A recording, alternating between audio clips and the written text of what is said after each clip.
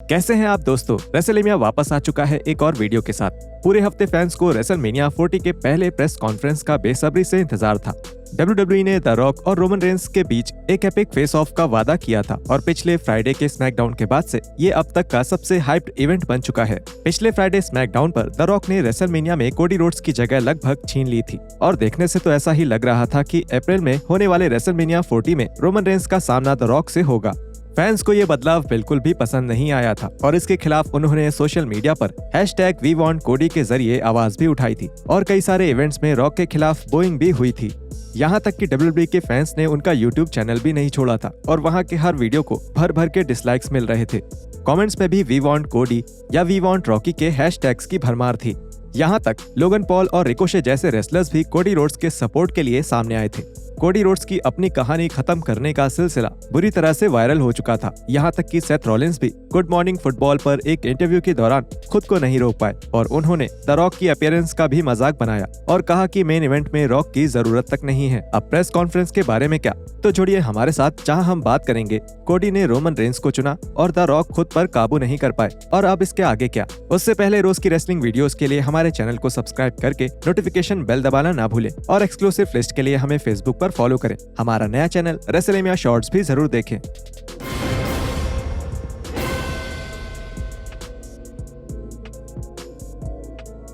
जाहिर है कि प्रेस कॉन्फ्रेंस की शुरुआत वापसी कर रहे बिगी, पैट मैकेफी, माइकल कोल और सीएम पंक के साथ हुई और आप जानते ही हैं कि जब सीएम पंक कमेंट्री कर रहे होते हैं तो कुछ अच्छा ही होता है। वहाँ बियांका बेलियर, रिया रिप्ली और बेकी लिंच भी नजर आए जो रेसलमेनिया 40 में मामी वर्सेस द मैन के मैच के लिए टीज करने आए थे और world heavyweight champion Seth Rollins भी वहाँ दिखे। हमें सेथ के लिए थोड़ा सा बुरा लगा क्योंकि वो ऐसे नहीं लग रहे थे जो रेसलमेनिया के ग्रैंड स्टेज पर अपना टाइटल बचाने के लिए मैच करने वाले हैं। इसकी जगह वो रेसलमेनिया के केवल एक होस्ट लग रहे थे। आखिरकार वो वर्ल्ड हैवीवेट चैंपियन है, उनकी कुछ तो इज्जत होनी चाहिए। यहाँ तक कि रेंस ने ये तक कह दिया कि इसको स्टेज से हटाओ। इस वक्त सेथ की ऐसी बेइज्जती बिल्कुल बेवजह थी, लेकिन जाहिर तौर पर सब लोग वहाँ बस एक ही चीज के लिए थे, वो है रेसलमेनिया प्रेस कॉन्फ्रेंस में इस बात का जवाब कि WWE रेंस और रॉक का मैच सच में करवा रहा है या फिर लोगों के नेगेटिव रिएक्शन की वजह से उन्होंने अपना रास्ता बदल लिया और अब एक नया क्रिएटिव डायरेक्शन लेकर आए हैं।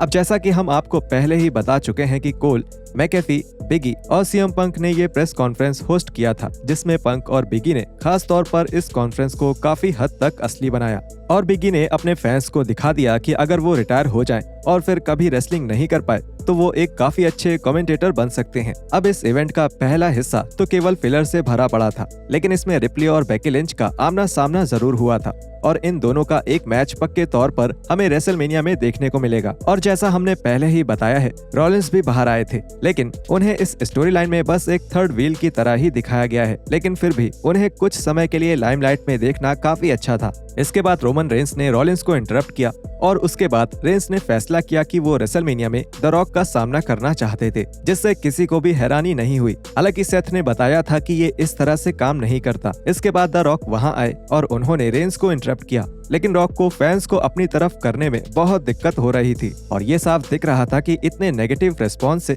द रॉक बहुत निराश हुए थे। द रॉक ने रेंस के साथ अपने मैच को कुछ इस तरह प्रमोट किया जिससे वो इतिहास का सबसे बड़ा मैच होने वाला था। यहाँ तक कि वो अपनी एक पावर पॉइंट प्रेजेंटेशन भी लेकर आए थे जिसमें उनकी पूरी फैमिली ट्री मौजूद थी, यहाँ तक कि स्नूकर की तरफ के लोग भी।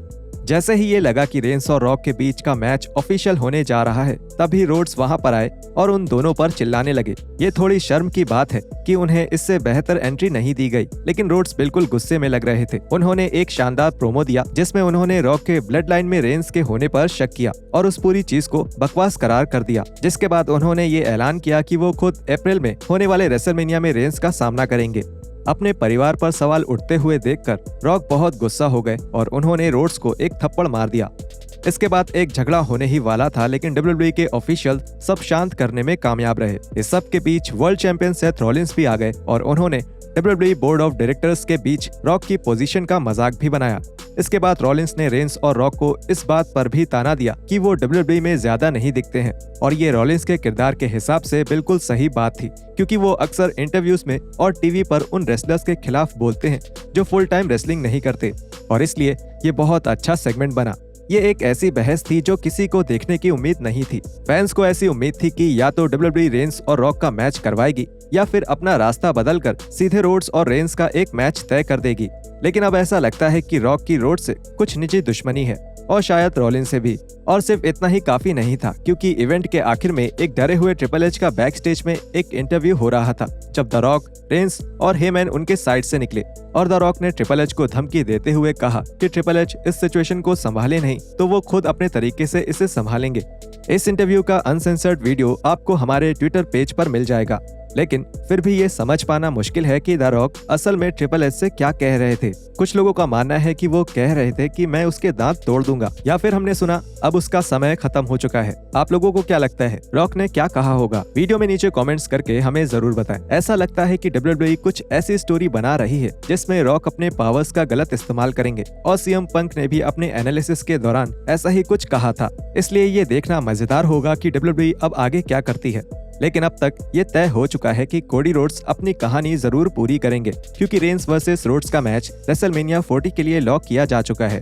WWE ने इस मैच के लिए ऑफिशियल पोस्टर भी रिलीज कर दिया है। लेकिन इसका मतलब ये नहीं है कि रॉक रेसलमेनिया 40 में नहीं दिखाई देंगे। ऐसा अभी भी हो सकता है कि रेंस और रॉक का एक मैच रेसलमेनिया में हो जाए, और क्योंकि रेसलमेनिया 2 रातों तक चलने वाला इवेंट है, इसलिए ऐसा मुमकिन है कि एक रात रेंस और रॉक का मैच हो और दूसरी रात रेंस और कोडी रोड्स का मैच। एक ट्रिपल थ्रेट मैच होना थोड़ा मुश्किल है, क्योंकि रेंस वर्सेस रॉक का सिंगल्स मैच ही बहुत जबरदस्त हो सकता है, और इन दोनों का पहला मैच किसी मल्टीमैन मैचअप में देखना फैंस के लिए निराशाजनक होगा।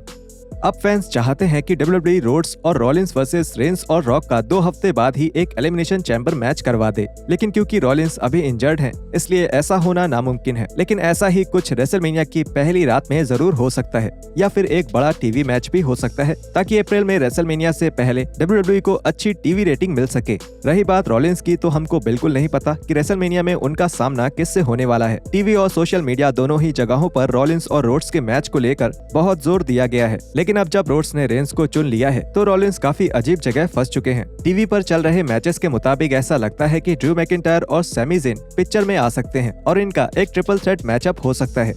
रेसलमेनिया 40 का प्रेस कॉन्फ्रेंस बहुत बिखरा हुआ था, और एक WWE फैन को इतने बड़े इवेंट से ऐसी ही कुछ उम्मीद होती है।